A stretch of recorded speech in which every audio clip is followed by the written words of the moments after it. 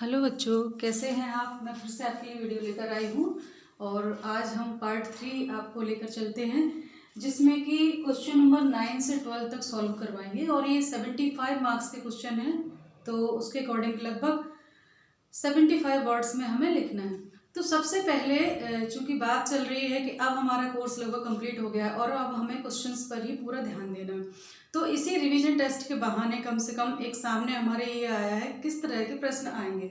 ठीक है, एक गवर्नमेंट की तरफ से अपने को मध्य प्रदेश शासन का जो एक फॉर्मेट मिल गया है कि लगभग ऐसे प्रश्न, क्योंकि नया सिलेबस था, सब कुछ नई व्यवस्था, तो असमंजस वाली स्थिति थी, लेकिन अब थोड़ा थोड़ा क्लियर हो रहा है। तो जैसा कि अभी पैटर्न नहीं बदला है, पैटर्न वही है जो पुराना था, बस 80 मार्क्स का हो गया है, तो 20 का प्रैक्टिकल। ठीक, तो चलिए चलते हैं। सबसे पहले हम बात करें, क्वेश्चन नंबर 9 में पूछा है दक्षिण देश कौन कौन से हैं। दक्षिण के देश, तो दक्षिण जो है दक्षिण एशियाई क्षेत्रीय सहयोग संगठन का शॉर्ट फॉर्म है और इसकी स्थापना 1985 में की गई थी। इसका मुख्यालय काठमांडू में है। ठीक, तो सबसे पहले इसके सदस्य देश कौन थे? बांग्लादेश, भूटान, मालदीव, श्रीलंका, भारत, नेपाल और पाकिस्तान। ठीक है, ये इसके सदस्य देश थे। बाद में जो है 2007 में 14वें शिखर सम्मेलन में अफगानिस्तान जुड़ गया और इसका स्थान 8वां हो गया। ठीक है, तो अब 8 सदस्य हैं। ठीक, और ये काफी अच्छा वर्चस्व रखते हैं, काफी इंपॉर्टेंट संस्था है ये। और अगला जो इसका अथवा था कि फरक का समझौता किन के बीच में हुआ था, किन देशों के मध्य और क्यों। तो भारत क्यों, किसके देशों के मध्य हुआ था? तो भारत और बांग्लादेश के मध्य हुआ था। कब? 1996 में गंगा जल बंटवारे को क्यों किया था? तो वो था गंगा जल बंटवारे को लेकर, है ना, गंगा जल बंटवारे को लेकर समझौता हुआ था। और इसमें ये तय हुआ था कि अगर 70,000 क्यूसेक पानी है तो दोनों को 50% यानी 35,000 क्यूसेक मिलेगा। लेकिन 70 से लेके 75 क्यूसेक, 75,000 क्यूसेक तक अगर वाटर होता है फरक्का में, तो 35,000 मिलेगा बांग्लादेश को, बाकी का यानी 70 से 75 के बीच जितना भी एक्स्ट्रा रहेगा वो भारत को मिलेगा। तो ये समझौता हुआ था। ठीक है, अब चूंकि 75 लगभग हमें शब्द लिखने हैं तो हम इस तरह से लिख सकते हैं, बाकी ये चीजें भी आप डाल दें जो मैंने भी बताई। ठीक, और क्वेश्चन नंबर 10 जो है उसमें पूछा है कि पाकिस्तान में लोकतंत्र स्थायी न होने का कारण क्यों नहीं स्थायी रहा। तो जब हमने भारत के वो पढ़ रहे थे दक्षिण एशियाई देशों को, तो बांग्लादेश में लोकतंत्र, भारत में, सभी जगह लोकतंत्र की हम बात, तो हमने देखा कि बांग्लादेश में भी अस्थिर रहा है और पाकिस्तान में तो बहुत ज़्यादा अस्थिर रहा है लोकतंत्र। तो जैसे ही स्वतंत्र हुआ था वहाँ लोकतंत्र स्थापित हुआ, लेकिन जल्दी ही सैनिक शासन वहाँ पर हो गया था, सैनिक शासन। ठीक है, तो पाकिस्तान में समय समय पर हमने देखा शुरू से लेकर आखिरी तक 2000 तक, उसके बाद भी जो परवेज मुशर्रफ रहे तब तक सैनिक शासन लगभग चलता रहा। लोकतंत्र कायम होता है, कुछ समय बाद ही फिर अपदस्थ कर देती है सेना उनको, और सेना के ही प्रमुख उस पर काबिज हो जाते हैं, फिर वो चुनाव करवा के खुद को वैध कर लेते हैं, है ना, लगभग ऐसा चला है।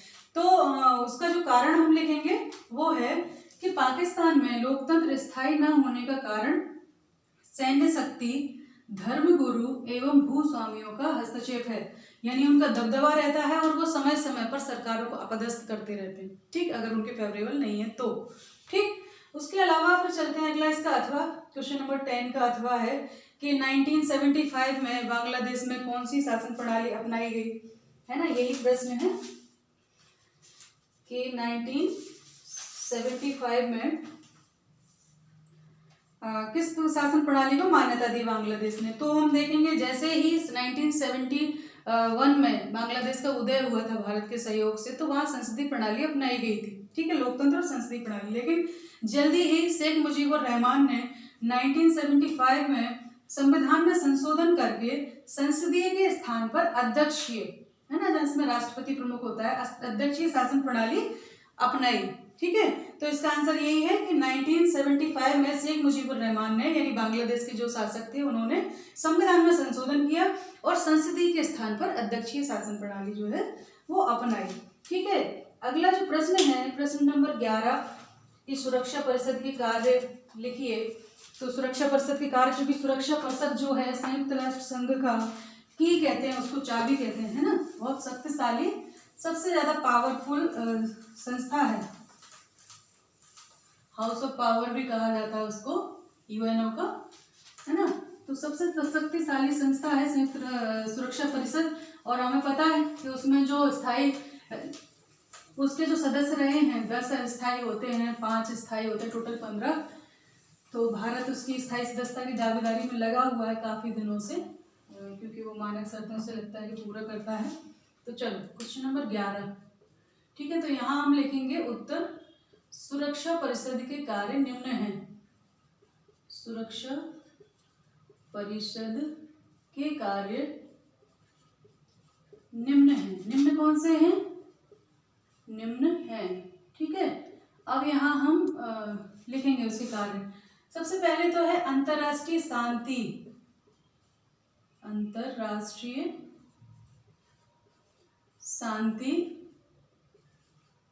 व सुरक्षा, है ना, अंतर्राष्ट्रीय शांति व सुरक्षा।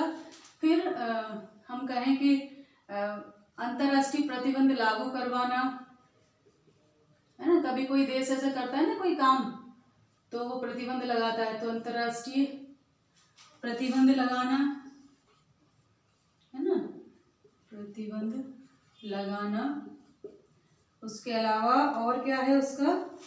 अंतर्राष्ट्रीय प्रतिबंध लगाना और सैन्य कार्रवाई करना। अगर कोई ऐसा देश ऐसा करता है, जैसे कि इराक में किया था ना, संयुक्त राष्ट्र संघ की सेनाएं गई थी, है ना, खाड़ी युद्ध जो हुआ था, तो ऐसे ही, है ना। और सैन्य कार्यवाही करना,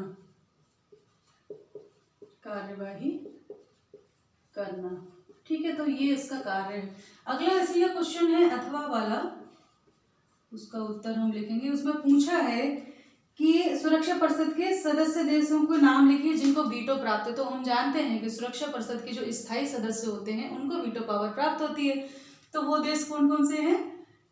तो यहाँ हम लिखेंगे सुरक्षा परिषद का पूछा है ना, सुरक्षा परिषद का। तो सुरक्षा परिषद के स्थायी सदस्यों को वीटो शक्ति प्राप्त होती है, ये भी लिखेंगे हम, ना। स्थायी सदस्यों को वीटो पावर या वीटो शक्ति प्राप्त होती है, ठीक है, प्राप्त होती है, ठीक है। ये 5 देश हैं, क्योंकि हमें बड़ा लिखना है तो ये सब चीजें लिखेंगे। ये 5 देश हैं जिनके नाम हैं, जिनके नाम हैं। सबसे पहले तो हम लिखेंगे अमेरिका, संयुक्त राज्य अमेरिका, है ना, पूरा नाम है इसका। और दूसरा है रूस, तीसरा है चीन, और चौथा है फ्रांस, और 5वां है ब्रिटेन या इंग्लैंड, है ना।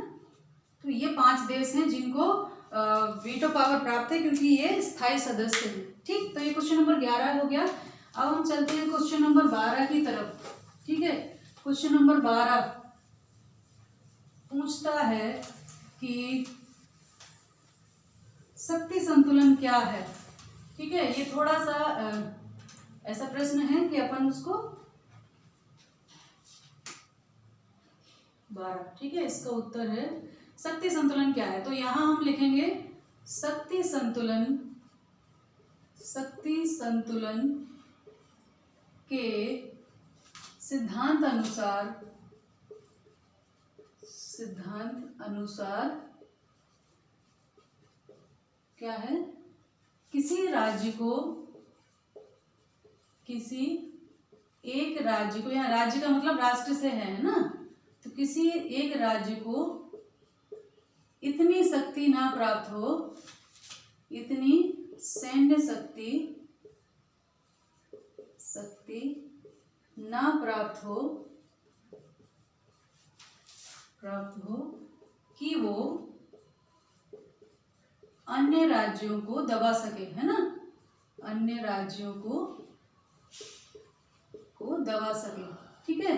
तो ये इसका वो है, यानी बैलेंस होना चाहिए, ठीक है। कोई राष्ट्र इतना शक्तिशाली ना बन जाए कि वो, जैसे कि अभी अमेरिका की दादागिरी चल रही है, उन्होंने बताया वो अमेरिकी वर्चस्व के बारे में, तो कहीं ना कहीं वो पावर में थोड़ा सा ज़्यादा है। संयुक्त सोवियत संघ के विघटन के साथ ही, क्योंकि रूस उसके जब सब सारा गणराज्य था तब तो ठीक है, लेकिन अब थोड़ा सा अकेला एक राष्ट्र रूस के रूप में हो गया है, तो उसके बराबरी की क्षमता अभी हालांकि बराबर का है लेकिन फिर भी थोड़ा सा कम।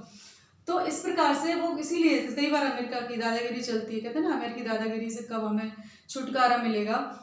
तो वो यानी शक्ति संतुलन के लिए ये है कि ऐसा बैलेंस होना चाहिए कि कोई बहुत ज़्यादा शक्तिशाली ना हो कि वो बाकी सबको दबा दे। ठीक, इसी का जो अथवा है उसमें पूछा है गठबंधन क्या है। ठीक, अथवा इसका उत्तर, तो इसमें पूछा है कि गठबंधन से आपका क्या तात्पर्य है। तो यहाँ हम लिखेंगे गठबंधन का अर्थ है, गठबंधन का अर्थ है दो या दो से अधिक, दो या दो से अधिक लोगों का जोड़, है ना। दो या दो से अधिक लोग जब जुड़ते हैं तो उसको गठबंधन कहते हैं। वैसे हमारे भारतीय सभ्यता में जब विवाह संस्कार होता है तो उसका दोनों का दूल्हा दुल्हन का जो गठजोड़ किया जाता है, बांधा जाता है, एक उससे दोनों के कपड़ों को बांध देते हैं, गांठ लगा दी जाती है और कहा जाता है कि अब आप विवाह के बंधन में बंध गए, गठजोड़ हो गया, है ना, आजीवन। तो वो गठजोड़ का मतलब होता था। लेकिन यहाँ राजनीति के संदर्भ में हम देखेंगे तो उसकी परिभाषा चूंकि अर्थ पूछा है तो लिखेंगे कि गठबंधन का अर्थ है दो या दो से अधिक लोगों का जोड़, लोगों के जोड़ को गठबंधन कहते हैं, जोड़ को गठबंधन कहते हैं। ठीक है, गठबंधन कहते हैं। अब हम अपने मुद्दे पे आते हैं। परंतु राजनीति विज्ञान में, शॉर्ट में लिख रही हूँ, राजनीति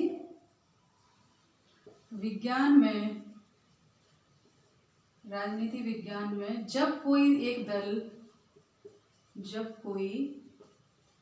दल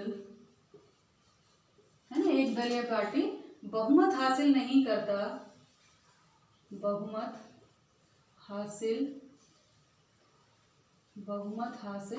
नहीं कर पाता, तब क्या होता है, दो या दो से अधिक दल, दो या दो से अधिक दल मिलकर सरकार बनाते हैं ना, दो या दो से अधिक दल मिलकर सरकार बनाते हैं,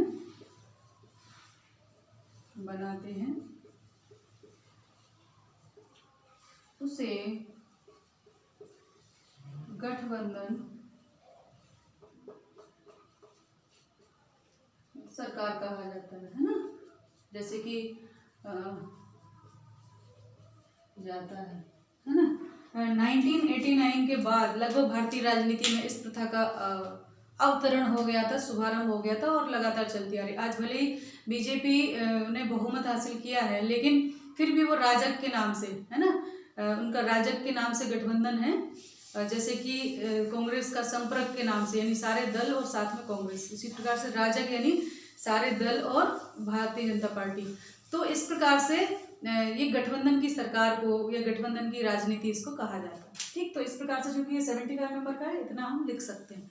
तो इस वीडियो में इतना ही। अगले वीडियो में मैं फिर से लेकर आऊँगी आपको 13 के आगे वाले क्वेश्चंस। तो ध्यान रखिए, पढ़ाई करते रहिए। नमस्ते सभी को, धन्यवाद।